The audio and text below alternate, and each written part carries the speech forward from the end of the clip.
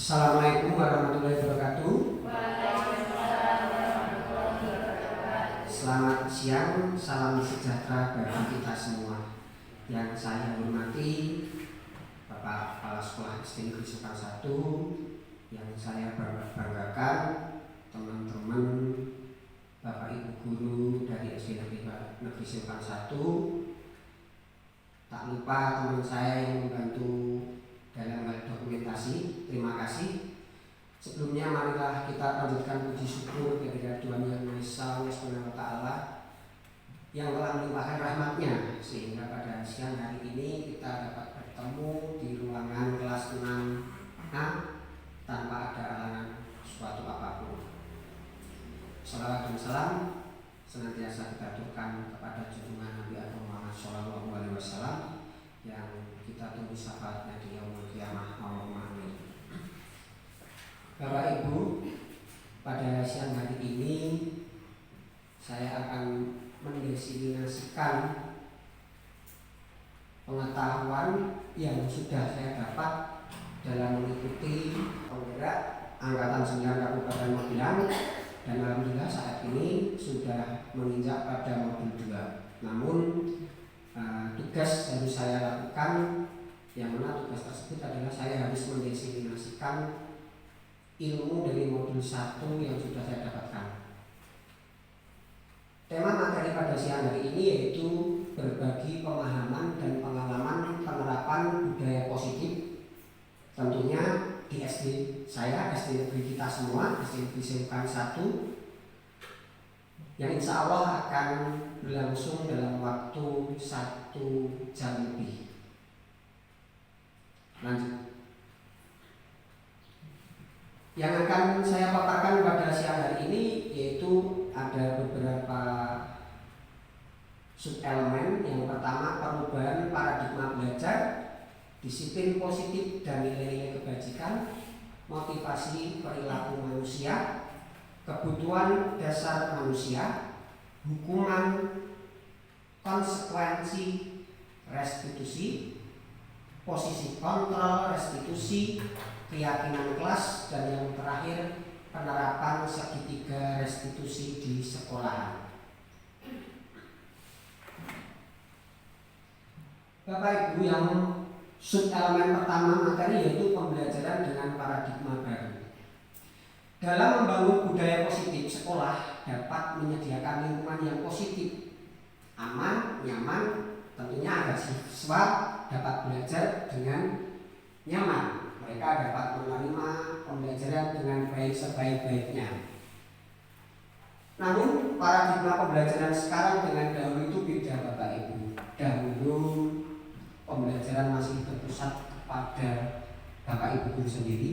Namun untuk sekarang pembelajaran sudah diarahkan bahwa pembelajaran berpusat pada murid, sehingga melatih mereka untuk berjiwa mandiri, bertanggung jawab sesuai dengan kurikulum terbaru kita, yaitu kurikulum Merdeka Belajar. Umumnya disiplin sangat berkaitan dengan kontrol. Nah, sebagaimana diketahui Bapak Ibu, kalau kita mendisiplinkan anak itu, kita pasti memantau terus, mengontrol terus, sesuai tidak dengan aturan-aturan yang sudah ada di sekolah, sehingga timbul miskomunikasi yang namanya kontrol dahulu dan kontrol pada paradigma sekarang ini. Kontrol merupakan ilusi bahwa guru mengontrol siswa. Sebetulnya itu tidak tepat. Jadi kita tidak boleh kita menjadi seorang guru itu otoriter, manut aku, manut aturanku, tidak boleh. Namun kita akan menciptakan suatu atmosfer sehingga anak-anak itu tidak terasa mereka itu kita kontrol. Tentunya ada kiat-kiat, nanti pasti ada di elemen materi yang lainnya. Nanti saya jelaskan. Yang kedua, ilusi bahwa semua penguatan positif, efektif dan bermanfaat.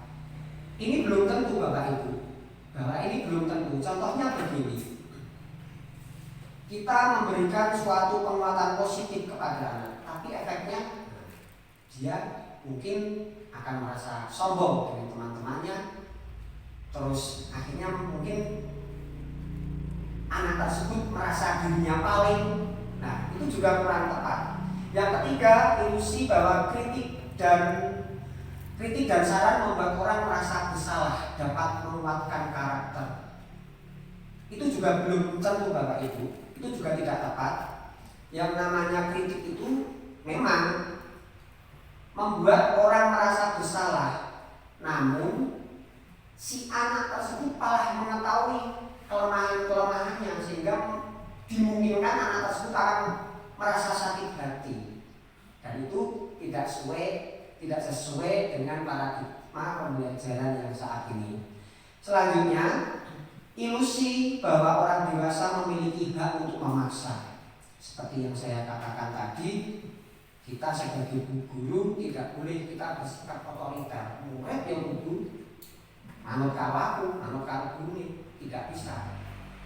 Lebih saat ini kita memakai kurikulum merdeka yang membebaskan siswa kita untuk berkreasi, mengembangkan potensi minat dan bakat mereka sendiri, sehingga tanggung jawab kita sebetulnya hanya mendampingi mereka. Lanjut Bu. Nah, untuk mempermudah perbedaan paradigma pembelajaran dahulu dengan sekarang, maka saya menggunakan perbandingan antara paradigma stimulus respon dan pendekatan teori kontrol. Dalam kehidupan sehari-hari mungkin dengan stimulus respon kita beranggapan realitas kita sama, padahal belum tentu, karena realitas ataupun kebutuhan orang itu juga berbeda-beda. Terus semua orang melihat hal yang sama, belum tentu. Orang lain mungkin melihat dari aspek lainnya, dari posisi lainnya melihat itu akan berbeda. Lanjut, kita mencoba mengubah orang agar berpandangan sama dengan kita. Tidak bisa. Sekarang khususnya anak-anak kita, mereka mempunyai jiwa-jiwa pemikiran yang kritis, sehingga kita tidak bisa mereka harus sama pandangannya dengan kita. Karena kita tahu zaman sudah berubah, jadi pemikiran anak-anak kita, lingkungan kita juga pasti, orang-orang di sekitar kita juga pasti berubah pula.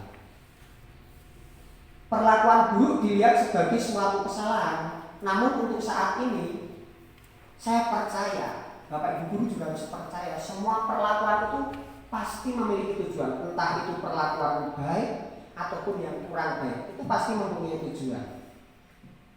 Saya bisa mengontrol orang lain.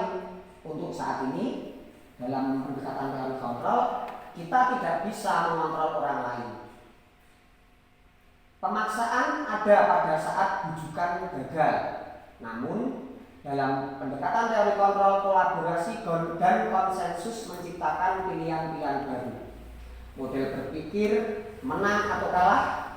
Untuk saat ini dalam teori kontrol, model berpikirnya harus menang dan menang. Lanjut bulan.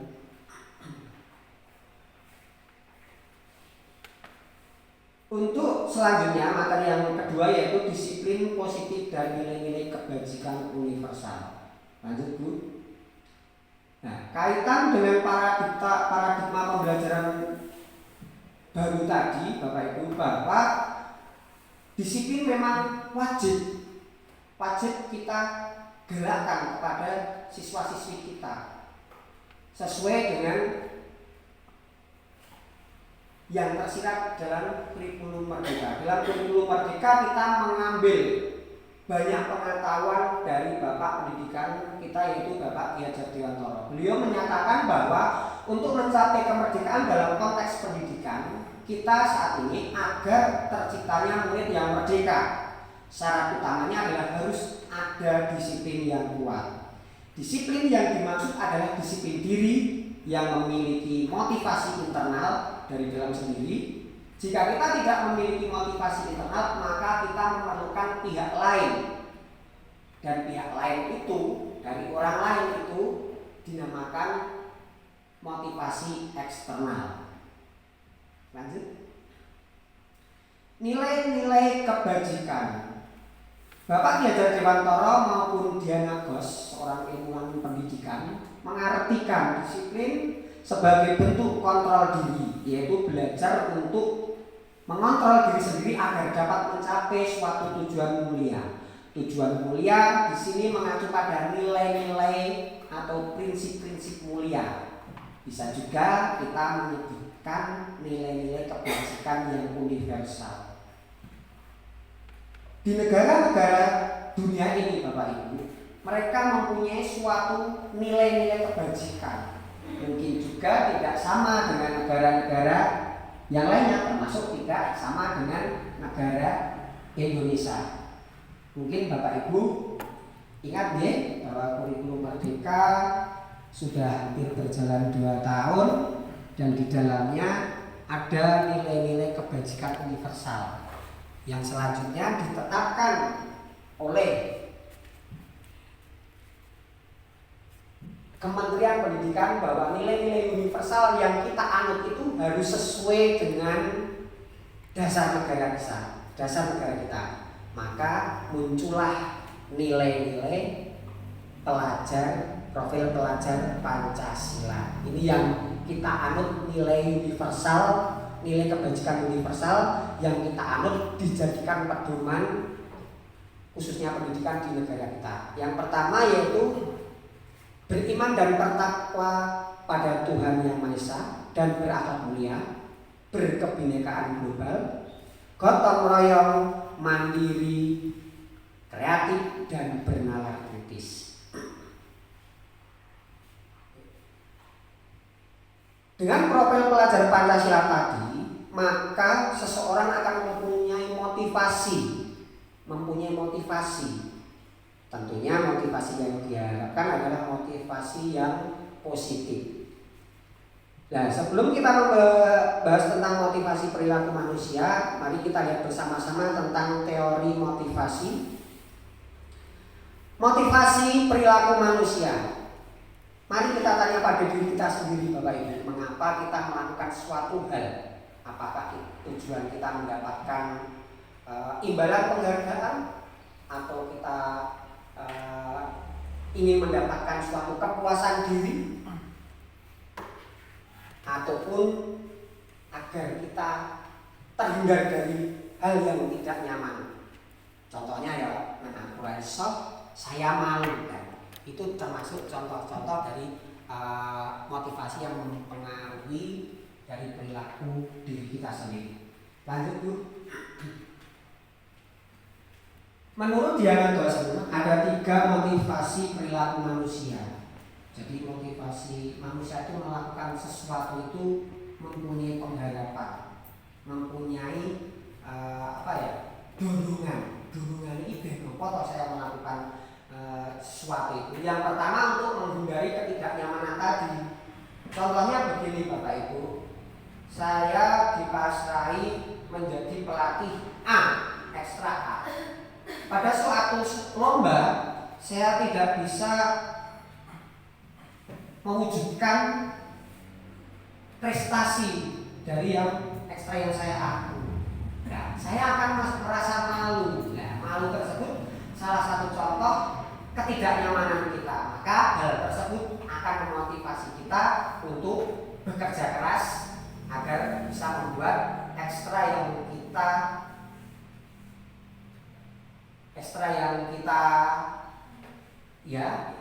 kita pandu menjadi berprestasi. Yang kedua yaitu untuk mendapatkan imbalan atau penghargaan dari orang lain. Contohnya begini, siswa kita diberi tugas. Kamu harus belajar ini, nanti dilombakan. Kalau nanti dilombakan, nanti pasti kalian mendapatkan suatu piagam ataupun uang pembinaan misalkan. Nah, dengan kata-kata imbalan, entah itu sertifikat, piala ataupun imbalan uang pembinaan, maka mereka juga akan termotivasi. Sehingga itu juga akan merubah perilaku manusia. Semua lemes jadi semangat. Selanjutnya untuk menjadikan orang yang mereka inginkan dan menghargai diri sendiri dengan nilai-nilai yang mereka percayai. Contohnya, mudah Bapak Ibu, Saya misalkan saya harus berangkat lebih pagi dari siswa-siswa saya. Nah, dalam hal tersebut, apa yang saya anut? Yang saya anut bahwa saya mempunyai tanggung jawab memberikan contoh bagi siswa-siswi saya agar berangkat pagi dan tidak terlambat. Itu juga menjadikan suatu kepuasan bahwa kita menghargai diri kita sendiri yang memang mempunyai tugas dan kewajiban. Jadi kita melaksanakan tugas dan kewajiban dengan baik itu merupakan suatu kepuasan dari tanggung jawab kita dan termasuk juga menghargai nilai-nilai yang memang kita anut. Lanjut bulan. Selanjutnya Bapak Ibu, untuk memenuhi tingkah laku tadi, memotivasi tingkah laku manusia tadi, pastinya setiap manusia tadi juga mempunyai kebutuhan dasar manusia. Apa itu kebutuhan dasar manusia? Kebutuhan dasar manusia adalah sesuatu yang dibutuhkan oleh manusia tersebut. Yang pertama, kesenangan, cinta dan kasih sayang, penguasaan, kebebasan. Mungkin sebelum kita lanjut ada pertanyaan Bapak Ibu tentang 3 motivasi perilaku yang merubah perilaku manusia. Paradigma. Ya, silakan. Untuk kesempatan pertama ada yang tanya. Terima kasih Bu. Silakan Bu. Menurut Bapak Adi tadi dijelaskan mengenai paradigma pembelajaran baru. Menurut Bapak, pembelajaran paradigma baru di mana kurikulum merdeka itu sudah atau di dalamnya memberikan kebebasan siswa atau peserta didik untuk dapat mengeksplor dirinya, potensi dirinya dalam segala hal, tidak hanya pembelajaran di kelas mungkin atau pembelajaran secara materi, tetapi pembelajaran di lingkup sekolah. Menurut Bapak, bagaimana cara kita sebagai pendidik dalam menerapkan teori kontrol, mengingat dalam kebebasan siswa tersebut dalam tanda kutip terkadang banyak yang ke arah negatifnya, sedangkan kita masih mempunyai kebiasaan dalam menerapkan atau dalam kebiasaan paradigma stimulus respon. Oke, terima kasih Bu Mia atas pertanyaannya. Namun itu belum bisa jawab sekarang karena nanti ada waktu tersendiri.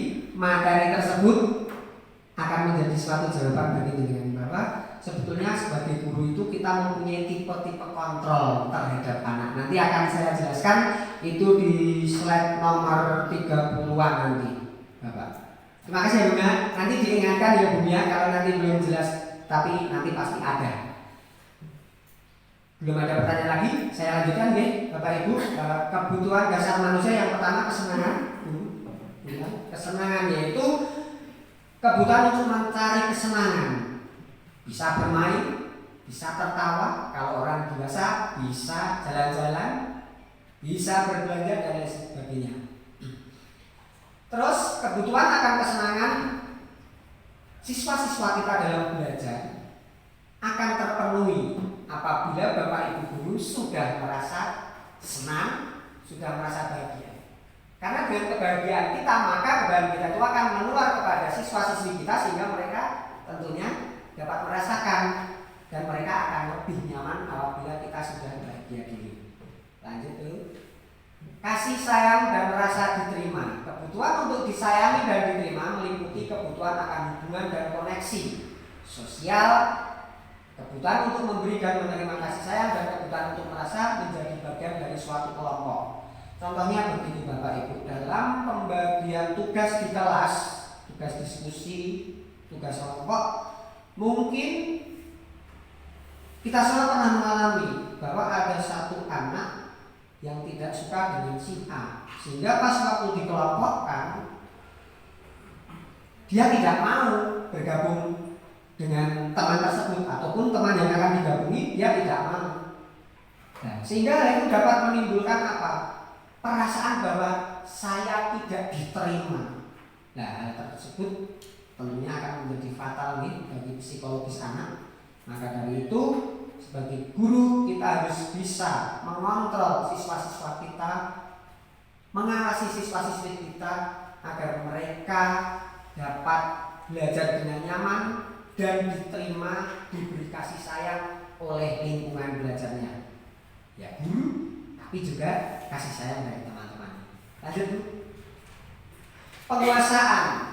Kebutuhan ini berhubungan dengan kekuatan untuk mencapai sesuatu, menjadi kompeten, menjadi terampil, diakui atas prestasi dan keterampilan kita, didengarkan dan memiliki rasa harga diri.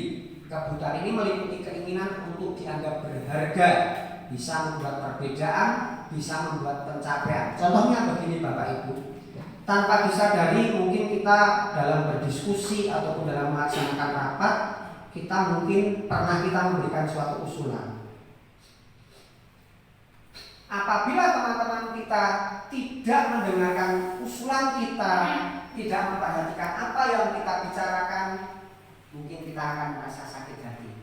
Dan itulah salah satu contoh bahwa kita juga membutuhkan suatu penguasaan, membutuhkan suatu penghormatan dari orang lain. Yaitu keinginan kita agar kita dihargai oleh orang lain, itu termasuk salah satu kebutuhan dari penguasaan kita. Lanjut Bu. Kebebasan, jelas kebebasan dibutuhkan oleh setiap manusia. Tidak boleh kita mengikat orang lain, apalagi siswa-siswi kita. Maka dari itu dalam kurikulum Merdeka, anak-anak dibebaskan. Dalam arti dibebaskan itu harus tetap sesuai rambu-rambu. Sesuai rambu-rambu, kita tinggal mendampingi sehingga mereka dapat berkreasi, kreatif, meningkatkan potensi minat bakat mereka dalam pembelajaran. Tentunya perlu digarisbawahi bahwa dibebaskan itu kita satu juga kontrol, kedua harus sesuai dengan materi yang kita berikan. Lanjut. Sekarang materi lanjutan yaitu hukuman, konsekuensi, dan restitusi. Ini kaitannya dengan kebutuhan tadi Bapak Ibu, kebutuhan dasar manusia, termasuk ingin disayangi dan sebagainya tadi. Ini ada hukuman. Bapak Ibu, saya mempunyai 3 kata: hukuman, konsekuensi, restitusi. Ternyata dari ketiga itu jelas sangat berbeda Bapak Ibu. Padahal dalam penggunaannya kita sering menggunakan hukuman dan konsekuensi, dan itu sekarang diharapkan itu harus ditinggalkan, karena dengan hukuman ataupun konsekuensi itu akan merusak mental mereka, mereka akan kecewa, mereka kemungkinan tidak mau bersekolah lagi, karena dengan ada hukuman tersebut akan menyakitkan diri mereka, padahal mereka harus kita layani kebutuhan mereka. Jadi kalau hukuman itu mungkin dulu kita juga pernah menerapkan apabila melanggar peraturan kita memberikan hukuman. Contohnya datang terlambat. Karena datang terlambat lebih dari 15 menit, ya sudah, kamu di luar berjemur, mengangkat kaki, tangan di telinga, ataupun berlari ke halaman sekolah 10 kali. Itu contoh-contoh hukuman. Nanti akan saya jelaskan juga. Nah, sifat hukuman yaitu satu arah. Bisa berupa hukuman fisik, psikis, tidak terencana, tiba-tiba murid tidak tahu juga apa yang akan terjadi. Yaitu yang selanjutnya yaitu konsekuensi. Kalau konsekuensi itu lebih sudah ada suatu kesepakatan, terencana, sesuai aturan. Namun sama seperti hukuman, murid akan merasa tidak nyaman. Sikap guru selalu mencari-cari kesalahan, memonitor apakah anak itu sudah disiplin, sesuai aturan atau belum. Ini juga tidak baik bagi anak. Selanjutnya yaitu restitusi. Apa itu restitusi? Yaitu proses menciptakan kondisi bagi murid untuk memperbaiki kesalahan mereka. Jadi dalam restitusi ini anak diberikan suatu pengalaman tentang apa yang sudah dilakukan, namun anak tersebut juga dituntut untuk memperbaiki kesalahan-kesalahan yang sudah dilakukan tadi. Ini sistem dengan restitusi. Alhamdulillah saya sudah menerapkan ini Bapak Ibu, dan mungkin nanti juga akan saya tayangkan videonya. Lanjut Bu. Sekarang untuk penjelasannya, yaitu dalam menjalankan peraturan ataupun keyakinan kelas sekolah, jika ada suatu pelanggaran tentunya sesuatu harus terjadi. Untuk itu kita perlu meninjau ulang tindakan penegakan peraturan atau keyakinan kelas sekolah kita selama ini. Tindakan terhadap suatu pelanggaran pada umumnya berbentuk hukuman atau konsekuensi. Dalam modul ini saya akan memperkenalkan program disiplin positif yang dinamakan restitusi. Restitusi adalah proses menciptakan kondisi bagi murid untuk memperbaiki kesalahan mereka sehingga mereka bisa kembali pada kelompok mereka dengan karakter yang lebih kuat. Restitusi juga merupakan proses kolaboratif yang mengajarkan murid untuk mencari solusi, untuk mencari pemecahan masalah dari permasalahan yang mereka timbulkan sendiri, dan membantu murid berpikir tentang orang seperti apa yang mereka inginkan dan bagaimana mereka harus memperlakukan orang lain. Lanjut Bu. Dihukum oleh penghargaan. Bapak Ibu pernah dalam suatu perlombaan ataupun dalam suatu perrankingan kelas akhir tahun kita memberikan suatu penghargaan bagi siswa-siswi kita. Namun sebetulnya penghargaan itu juga ada plus minusnya, ada positif, ada negatifnya. Penghargaan berlaku sama dengan hukuman dalam artian meminta atau membujuk seseorang melakukan sesuatu untuk memenuhi suatu tujuan tertentu dari orang yang meminta, membujuk. Dorongannya eksternal dan akan ada faktor ketergantungan. Nek raono penghargaane aku dadi ra semangat megah. Nah itu. Maka siswa-siswi kita pasti terus akan bergantung. Nek raono imbalane ora, nek raono penghargaane ora. Kenapa penghargaan kok menghukum? Karena suatu penghargaan itu oke lah, bagi yang mendapatkan penghargaan mereka akan senang. Mungkin juga akan termotivasi. Namun yang kalah akan merasa bodoh, kurang pintar, perasaan mereka yang kalah tadi Bapak Ibu. Sehingga sistem perrankingan sekarang ini sudah tidak boleh dilakukan. Salah satu realnya ya Bapak Ibu, bahwa penghargaan itu tidak selamanya baik. Yang kedua, penghargaan merusak hubungan. Yang kalah kadang kurang senang dan bisa saja menindas yang menang. Biasanya Bapak Ibu siswa-siswi kita itu yang menjadi juara itu anak-anak yang tidak terlalu aktif, dalam artian tidak terlalu gujek seperti itu. Dia biasanya pendiam dan sebagainya, sehingga memperlihatkan bahwa pendiamnya tersebut merupakan suatu kelemahan. Itu pemikiran dari yang kalah tadi, sehingga yang kalah tadi lama-kelamaan juga melakukan suatu penindasan bagi yang menang.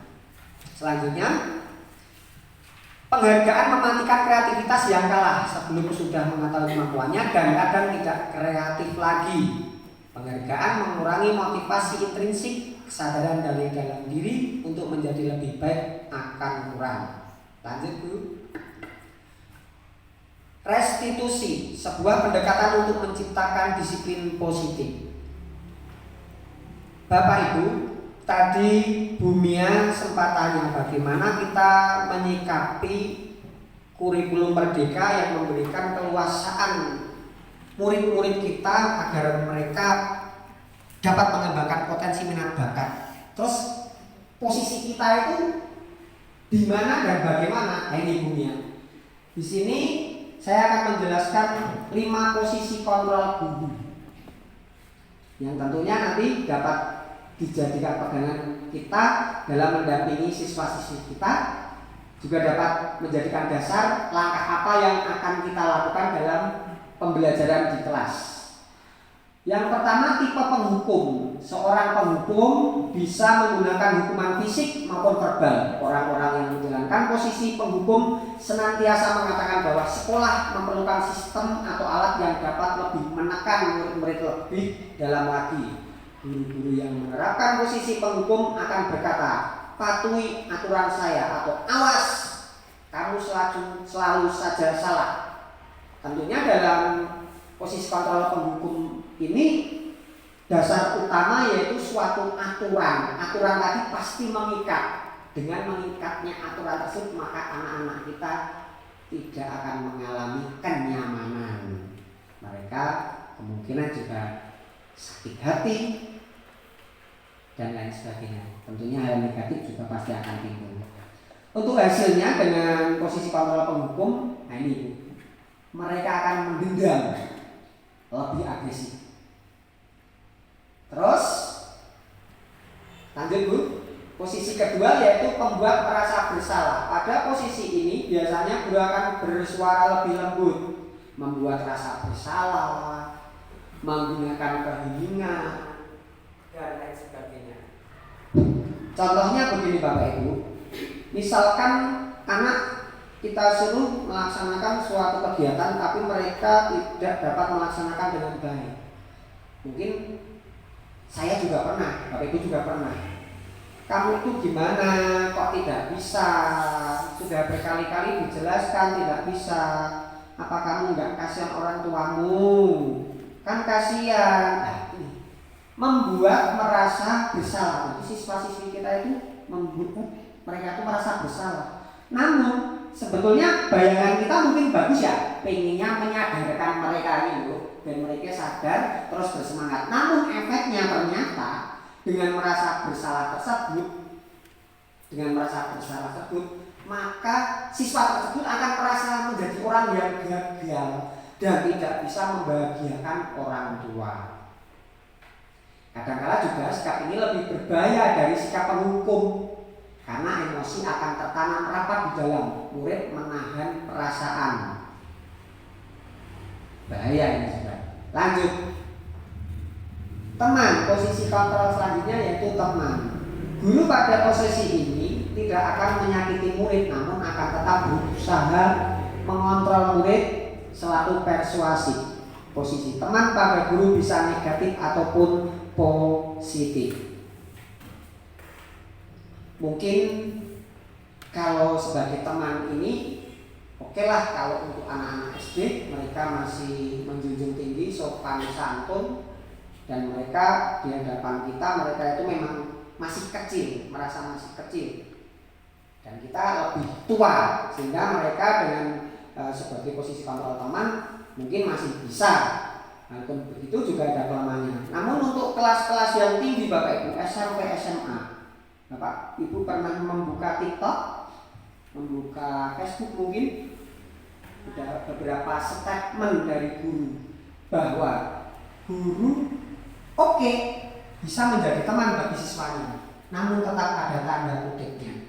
Maksudnya bagaimana? Jangan sampai marwah seorang guru itu juga kurang dihargai di depan murid-muridnya. Lebih-lebih anak SMP SMA itu ketemu Pak Guru-gurunya di jalan, hei Pak Bro.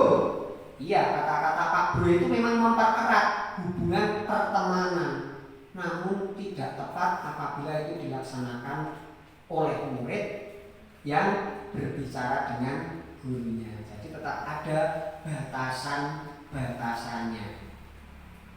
Ada batasannya. Tapi insya Allah untuk SD insya Allah masih bisa terkondisi. Dalam artian sebagai teman itu juga kita bisa menyesuaikan, kita bisa mendekati, mendampingi, seolah-olah selain sebagai orang tua kita juga bisa teman, mungkin teman curhat juga, jadi guru tapi juga jadi teman curhat, itu sudah masuk dalam kontrol sebagai teman. Lanjut Bu.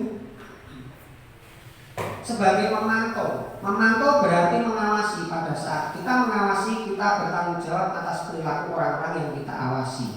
Posisi pemantau berdasarkan pada peraturan-peraturan dan konsekuensi. Dengan menggunakan sanksi konsekuensi kita dapat memisahkan hidup pribadi kita dengan murid sebagai seorang yang menjalankan posisi pemantau. Bapak Ibu, contohnya begini, untuk posisi pemantau itu contohnya begini Bapak Ibu. Pas kita menunggu anak-anak di depan pintu gerbang, salah satu siswa kita mengajak bersalaman dan kita melihat rambutnya sudah panjang. Terus kita mengucapkan, "Yalah nak, rambutmu kok sudah panjang?" Sudah gitu aja.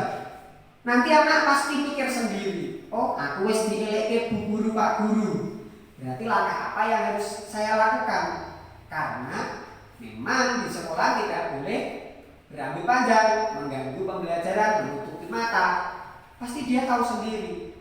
Mungkin 1-2 hari belum, tapi 3 hari 4 hari mungkin dia sudah mencukur rambutnya. Itu tipe-tipe pemantau cuma seperti itu. Kadang anak sudah timbul kesadaran, namun juga boleh dalam posisi kontrol pemantau itu kita memberikan suatu gambaran hal tersebut tidak baik, tidak sesuai kesepakatan. Nah itu anak sudah tahu sendiri. Terus pas upacara kita memantau, itu topinya kok diorek-orek, setelah upacara kita dekati. Manajer itu nanti prosesnya bagaimana? Kalau anak saya, siswa saya melakukan hal-hal yang negatif, saya harus bagaimana? Nanti ada penjelasannya sendiri. Ada 3 langkah yang dapat kita lakukan. Lanjut Bu. Di sini kata manajer itu bukan semata-mata kita menjadi seorang atasan. Seorang manajer bukan untuk mengatur perilaku seseorang. Hanya kita membantu membimbing murid agar dapat mengatur dirinya sendiri. Seorang manajer bukannya memisahkan murid dari kelompoknya, tapi mengembalikan murid tersebut ke kelompoknya agar dia bisa menjadi lebih baik lagi. Lanjut Bu. Ada posisi manajer, maka suara guru akan sebaiknya tulus, tidak boleh marah. Tidak perlu meninggikan suaranya ataupun menunjuk-nunjuk, tapi menanyakan identifikasi apakah hal yang dilakukan itu benar atau salah. Terus yang dilakukan apakah sudah sesuai. Terus kalau tidak sesuai apa yang kamu lakukan. Itu contoh-contoh hal yang dapat dilakukan seorang manajer dalam melakukan suatu pembimbingan kepada siswa kita yang melakukan hal-hal yang negatif. Lanjut Bu.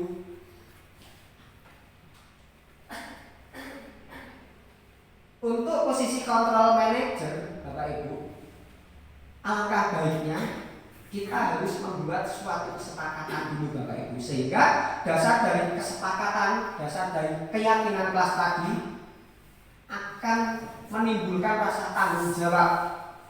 Anak akan lebih disiplin, mematuhi keyakinan, bukan mematuhi peraturan, tapi mematuhi keyakinan. Nah ini maksudnya apa ini keyakinan kelas itu? Mengapa harus keyakinan kelas? Kenapa tidak peraturan kelas? Nah itu akan menjadikan dasar posisi kita sebagai guru kontrol manajer.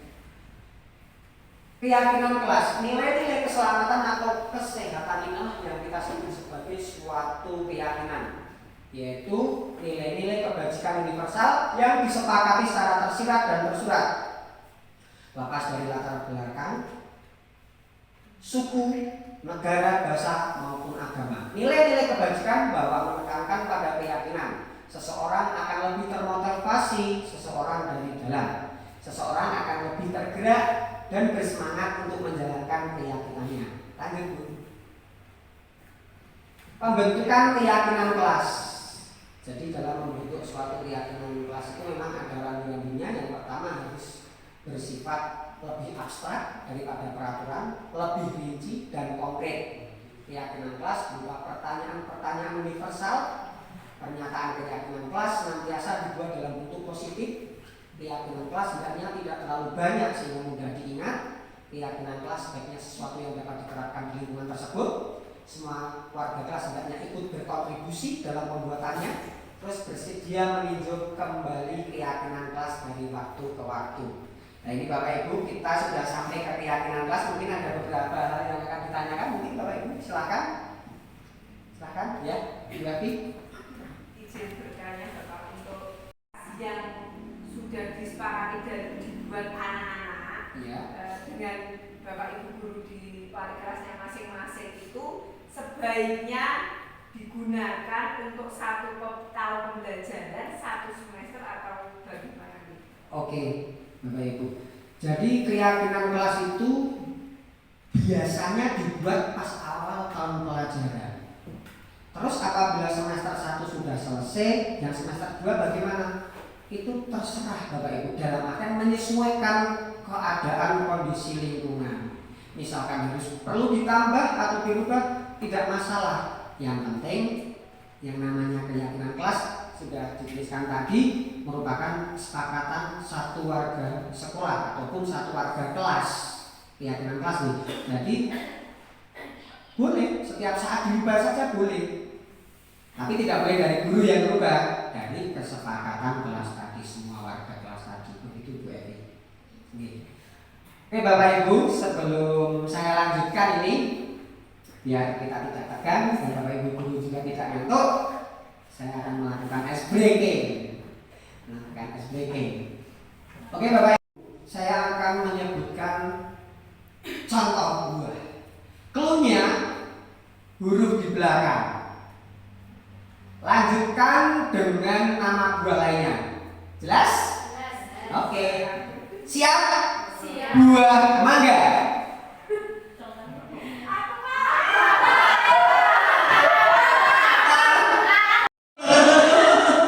Bapak Ibu luar biasa. Oke. Ini yang sangat bersemangat ini. Coba Bapak Ibu kita bantu Ibu Lita. Kira-kira buah apa yang diawali oleh huruf I? Ijo apel. Oke, pemikiran yang sangat kritis. I, coba ya, saya juga mau cari nih buah I. Kami. Buah I. Buah Inuk tenang. Kayaknya tidak ada ya Bapak Ibu. Nanti misalkan ada kabar-kabar nih. Kabar-kabar, oke. Terima kasih. Lumayan ini kita menjadi bersemangat lagi dan saya juga tambah berkeringat. Bapak Ibu, saya lanjutkan untuk SBK nanti kita lagi. Contoh dari keyakinan kelas tadi Bapak Ibu, contohnya selalu disiplin dan bersikap positif. Jadi misalkan anak-anak tidak bersikap yang baik, tidak disiplin, bisa positif, maka dia akan tahu apa? Akan tahu cara memperbaikinya bagaimana. Terus senantiasa menjadi diri terbaik, berarti harus selalu bersemangat, percaya dan menghormati orang lain serta barang miliknya, berkomitmen terhadap setiap tugas. Ini berkomitmen terhadap setiap tugas. Misalkan ada suatu permasalahan dia tidak mengerjakan tugas, itu hukumannya itu tidak ada sebetulnya Bapak Ibu. Cuma kita harus cross check sama anak tersebut. Hal itu sesuai tidak dengan keyakinan kelas semua anak? Oh tidak Pak. Terus bagaimana kamu akan memperbaikinya? Kita menuntut anak mencari solusi sendiri. Namun jangan lupa juga kita harus memperkuat dengan apa? Dengan kata-kata. Berarti kamu harus melaksanakan dengan penuh tanggung jawab. Karena tidak ada hukumannya. Maka kalau dia tidak melakukan tanggung jawab dengan baik, maka akan terjadi lagi penyelesaian masalah seperti ini lagi. Pertanyaannya sampai kapan? Pertanyaannya misalkan permasalahan ini berulang-ulang itu sampai kapan? Ya mungkin 2-3 kali Bapak Ibu, mungkin 2-3 kali, oke masih muncul seperti ini. Tapi saya percaya dengan melanggarnya siswa tersebut melanggar keyakinan kelas, maka dia pasti juga akan merasa malu pada diri sendirinya, sehingga itu memotivasi dia untuk berubah. Begitu ya Bapak Ibu. Lanjut. Restitusi segitiga restitusi. Apa itu? Bapak Ibu, ini adalah tahapan-tahapan di mana dalam menerapkan posisi kontrol restitusi kita menggunakan 3 langkah.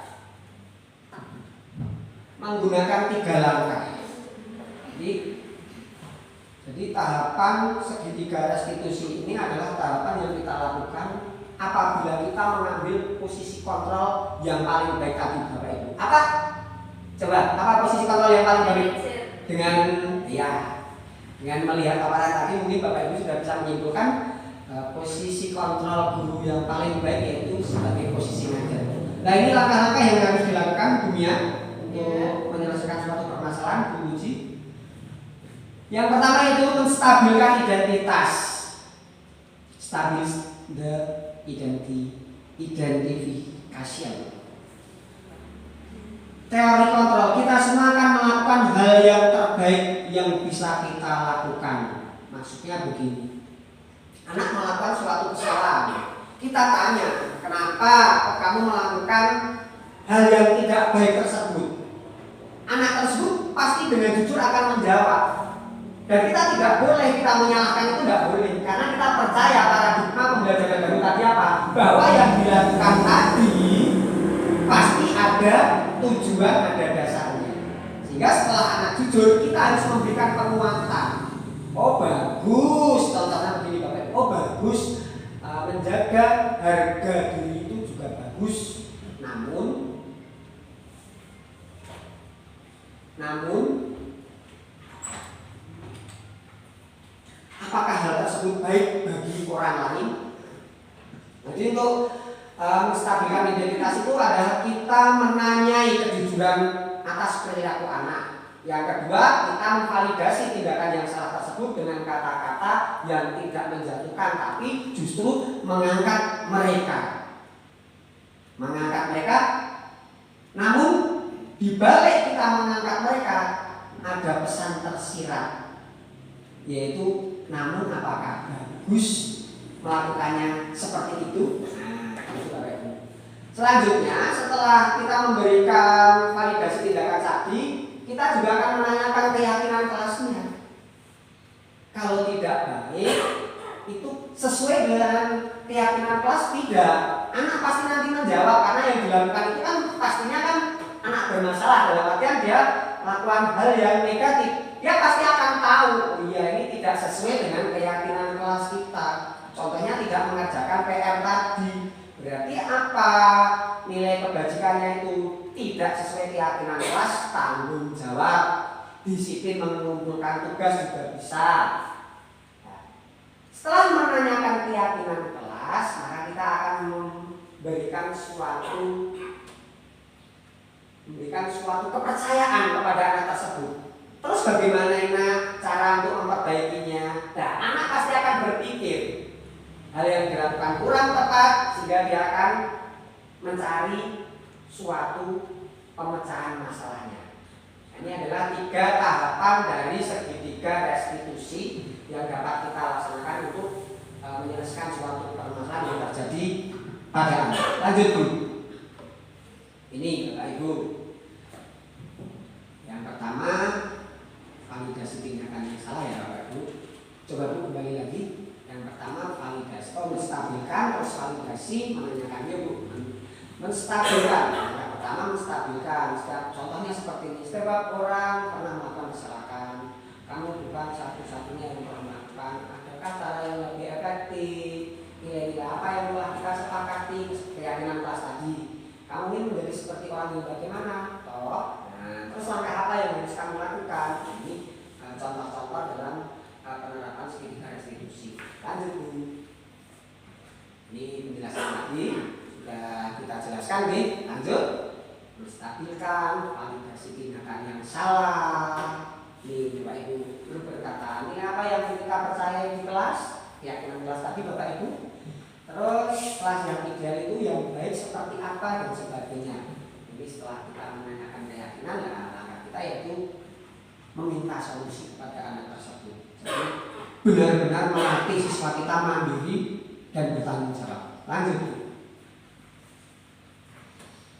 Bapak Ibu, ini adalah contoh dari penerapan restitusi yang sudah saya lakukan. Dan alhamdulillah saya bisa mendokumentasikan, sehingga mungkin Bapak Ibu nanti juga akan bisa menelaah beberapa hal yang sudah saya sampaikan tadi sesuai tidak. Misalkan tidak sesuai, tentunya nanti kita bisa melaksanakan diskusi Bapak Ibu. Melaksanakan diskusi kekurangannya apa, nanti karena ada waktu beberapa menit untuk melaksanakan diskusi juga. Izin saya menampilkan video. Mohon Bapak Ibu nanti mencatat proses penyampaian dari segitiga restitusi tadi, dari 3 langkah tadi kira-kira di mana. Nanti mohon Bapak Ibu mencatat, nanti saya akan menanyakan. Nanti biar Bapak Ibu izin ya.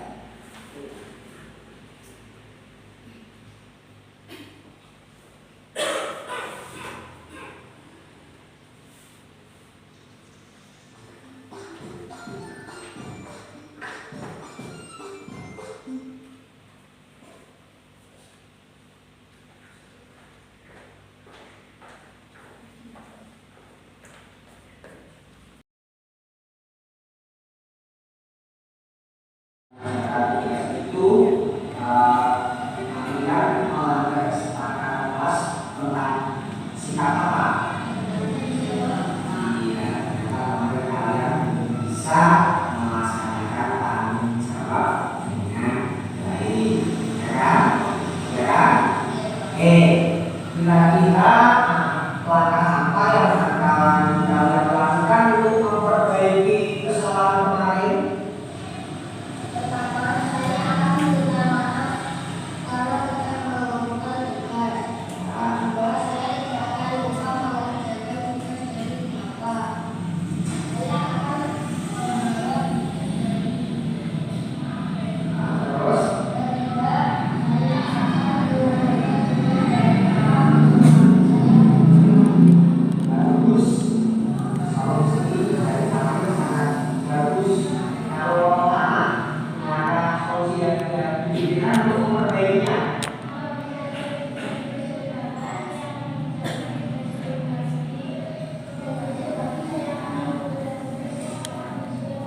Luar biasa kalian dan aku mengapresiasi rasa tanggung jawab kalian untuk memperbaiki hal yang belum sesuai dengan kesepakatan dan niatnya kelas.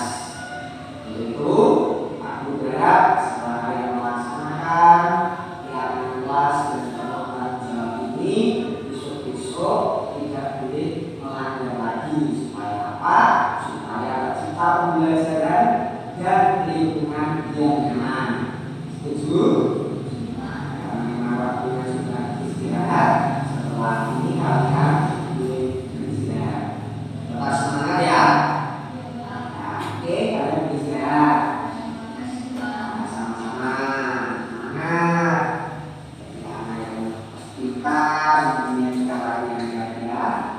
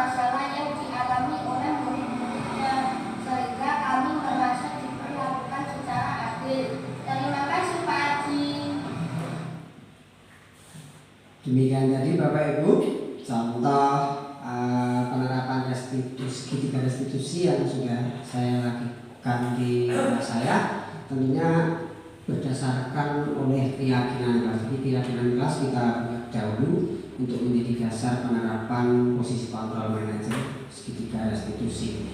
Mungkin ada pertanyaan atau hal-hal yang akan ditanyakan oleh Bapak Ibu tentang praktek segitiga restitusi. Monggo, saya persilakan. Bu Rina, mungkin ada?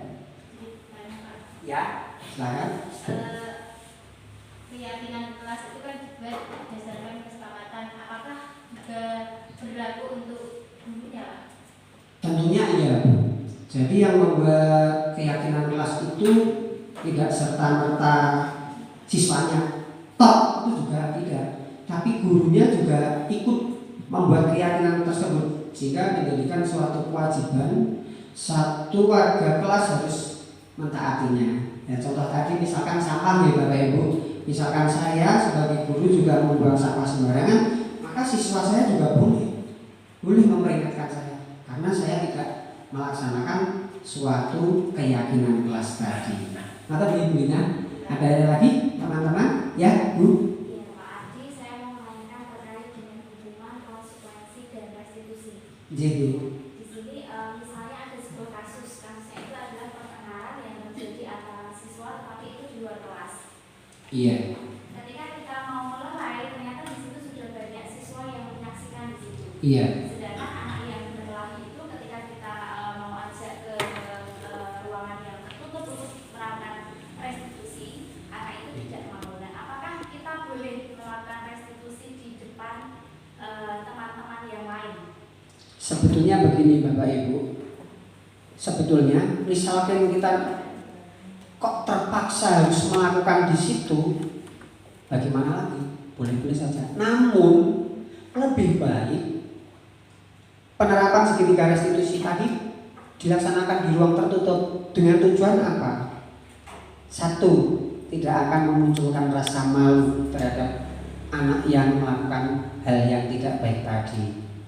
Jadi, tapi saya percaya kasus seperti itu kemungkinan juga jarang Bu. Insya Allah anak-anak tetap akan nurut kita, insya Allah Bu. Tapi misalkan kok kita temui seperti itu, ya mau bagaimana lagi Bapak Ibu. Tapi diusahakan tetap face to face, tidak di muka umum, karena nanti juga kemungkinan mental anak, psikologi juga nanti juga akan kena. Misalkan memang hal itu hal yang tidak baik dilakukan, nanti juga kasihan juga.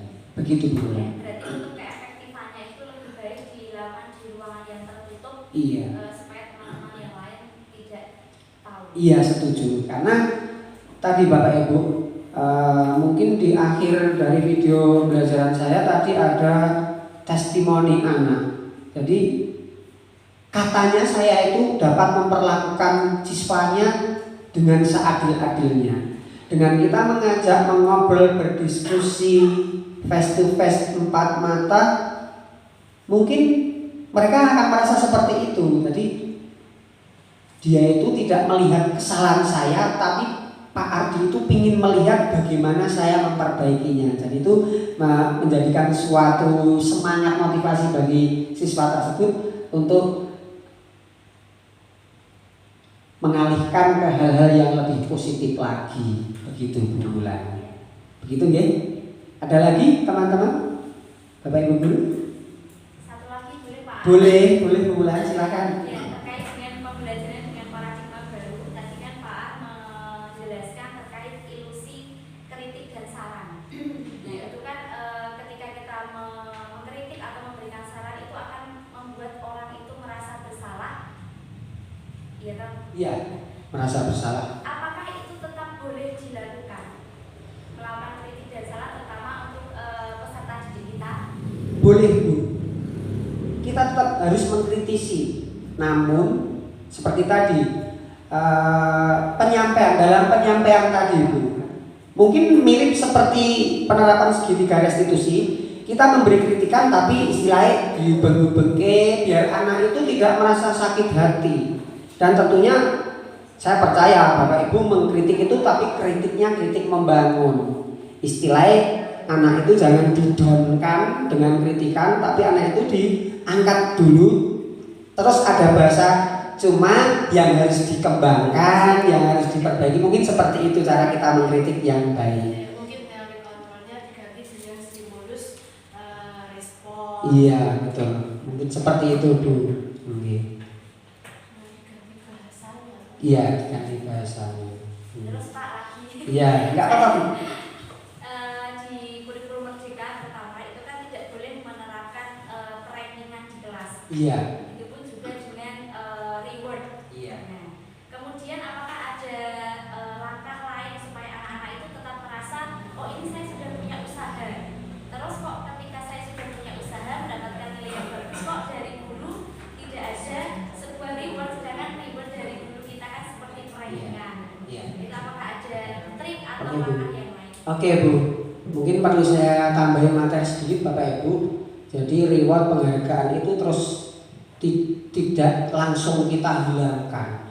Namun penghargaan, apresiasi itu boleh kita lakukan, khusus hal-hal tertentu.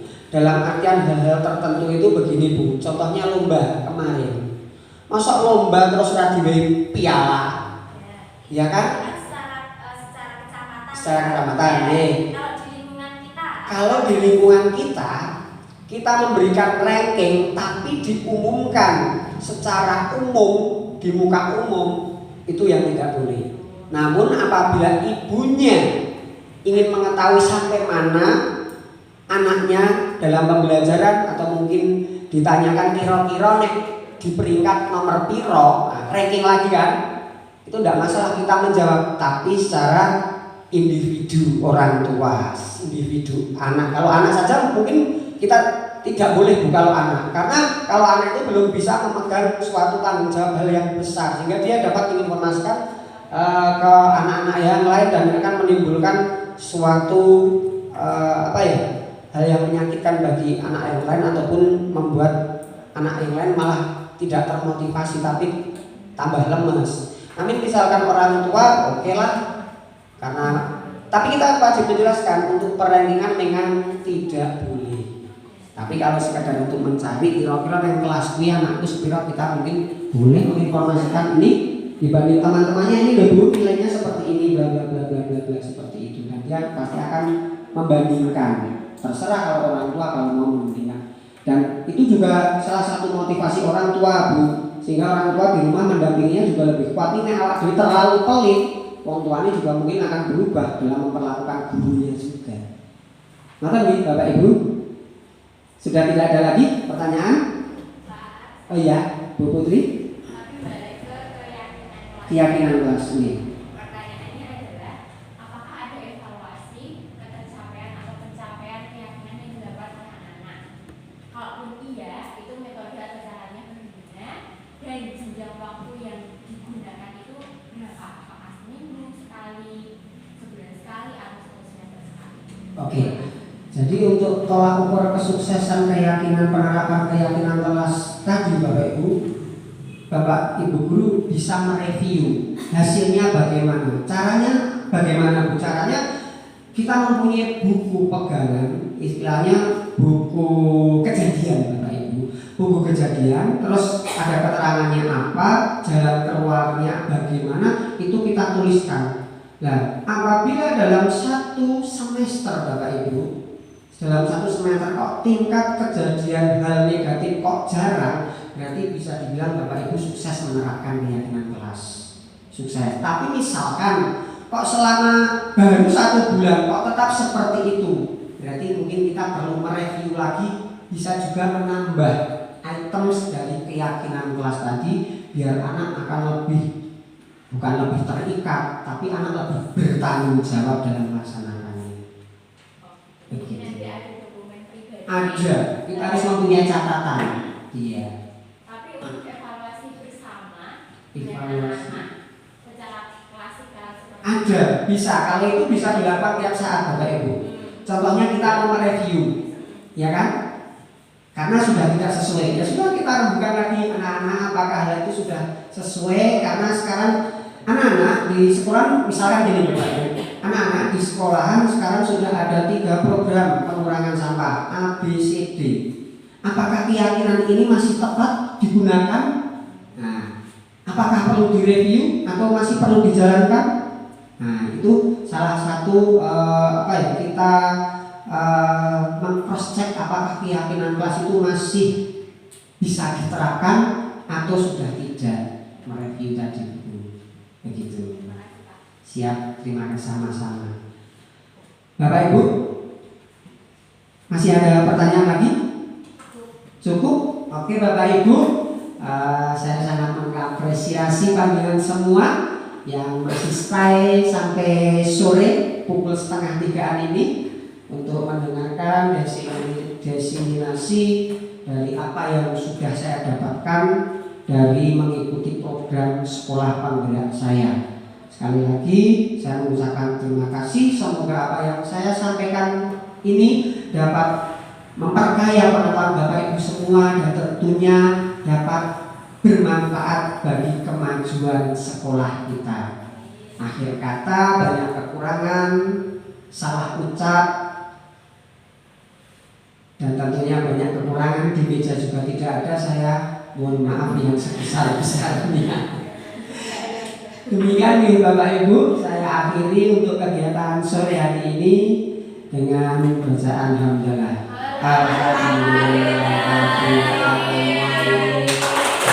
Terima kasih Bapak Ibu semua, Bapak Ibu.